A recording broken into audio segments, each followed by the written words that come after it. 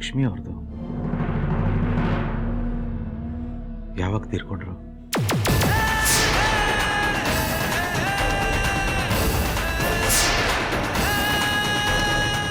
ಎಷ್ಟು ದಿನ ಆಯ್ತು?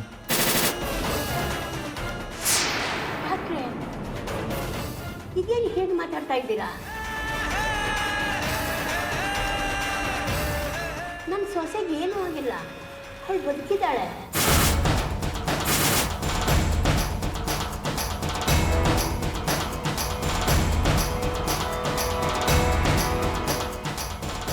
ಹೌದಾ? ಆದರೆ ಅವ್ರು ಹೆಚ್ಚು ದಿನ ಬದುಕಲ್ಲ ಅಂತ ನಾನು ಹೇಳಿದ್ದೆ. ಅದಕ್ಕೆ ಕೇಳಿದೆ.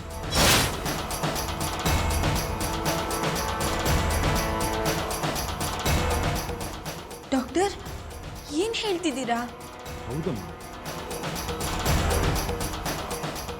ಟ್ರೀಟ್ಮೆಂಟ್ ತಗೊಳ್ಳಿ ಅಂತ ನಿಮ್ಮ ತಾಯಿಗೆ ಎಷ್ಟೋ ಸಲ ಹೇಳಿದೆ. ಆದರೆ ನನ್ನ ಕುಟುಂಬನೇ ನನಗೆ ಮುಖ್ಯ, ನನ್ನ ತುಂಬ ಜವಾಬ್ದಾರಿಗಳಿದೆ ಅಂತ ಹೇಳ್ಕೊಂಡು ಟ್ರೀಟ್ಮೆಂಟ್ನ ನೆಗ್ಲೆಕ್ಟ್ ಮಾಡ್ತಾ ಬಂದರು.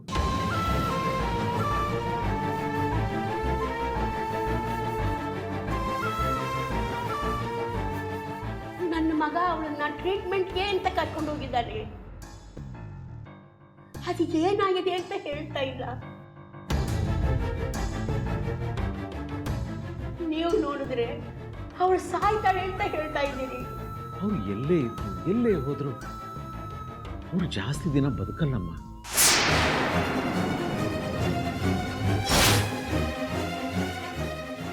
ಲಕ್ಷ್ಮಿ ಅವರು ನನ್ನ ಮಾತು ಕೇಳಲೇ ಇಲ್ಲ.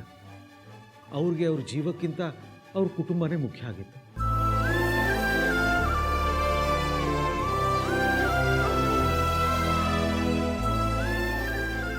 ಒಂದು 15 ದಿವಸ ಬಂದು ಅಡ್ಮಿಟ್ ಆಗಿ ಅಂತ ಹೇಳಿದ್ದೆ. ಅವ್ರು ಅಡ್ಮಿಟ್ ಆಗಿದ್ರೆ ನಾನು ಅವ್ರನ್ನ ಬದುಕಿಸಿದ್ದೆ ಅಂತ ಹೇಳ್ತಿಲ್ಲ. ಆದರೆ ಅವ್ರ ಸಾವನ್ನ ಸ್ವಲ್ಪ ದಿನ ಆದರೂ ಮುಂದಕ್ಕೆ ಹಾಕ್ಬೋದಿತ್ತು. ನನ್ನ ಮಗ ನನ್ನ ಸೊಸೆಗೆ ತಲೆನೋವು, ಹುಷಾರು ಮಾಡ್ಕೊಂಡು ಬರ್ತೀನಿ ಅಂತ ಅವಳನ್ನ ಕರ್ಕೊಂಡು ಹೋಗಿದ್ದಾನೆ. ನೀವು ನೋಡಿದ್ರೆ ಅವಳು ಬದುಕೋದೇ ಇಲ್ಲ ಅಂತ ಹೇಳ್ತಿದ್ದೀರಿ. ಅದು ಏನಾಗಿದೆ ಅಂತ ನಮ್ಗೆ ಅರ್ಥ ಆಗುವಾಗ ಹೇಳಿ ಡಾಕ್ಟರ್. ನನ್ನ ಸೊಸೆಗೆ ಏನಾಗಿದೆ? ಈ ಎಲ್ಲ ವಿಷಯನೂ ರಾಘವ್ರಿಗೆ ಗೊತ್ತಿದೆ. ಇದು ಯಾವುದನ್ನು ನಿಮ್ಗೆ ಹೇಳಿಲ್ವಾ ಅವರು? ಇಲ್ಲ ಡಾಕ್ಟ್ರೆ, ನಮಗೆ ಅವನು ಯಾವ ವಿಷಯನೂ ಹೇಳಿಲ್ಲ. ಏನಾಗಿದೆ ಅಂತ ನೀವಾದರೂ ಹೇಳಿ ಡಾಕ್ಟರ್.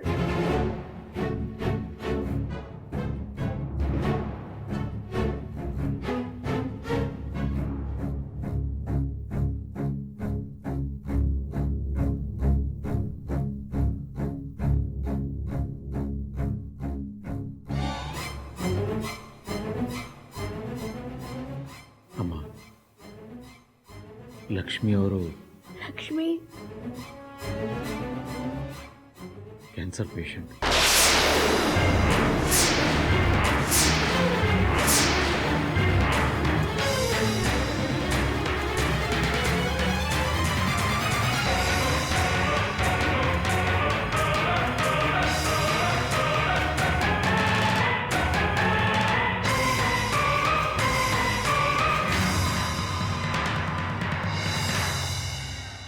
ಅವ್ರು ಬದುಕಲ್ಲ ಅನ್ನೋ ವಿಷಯ ಅವ್ರಿಗೆ ಗೊತ್ತಿತ್ತಮ್ಮ. ಈಗ ನಿಮಗೆ ಅವ್ರ ಸಾವಿನ ವಿಷಯ ಗೊತ್ತಾಗಬಾರ್ದು ಅನ್ನೋ ಕಾರಣಕ್ಕೆ ಎಲ್ಲೋ ಹೋಗ್ಬಿಟ್ಟಿದ್ದಾರೆ ಅನ್ಸುತ್ತೆ.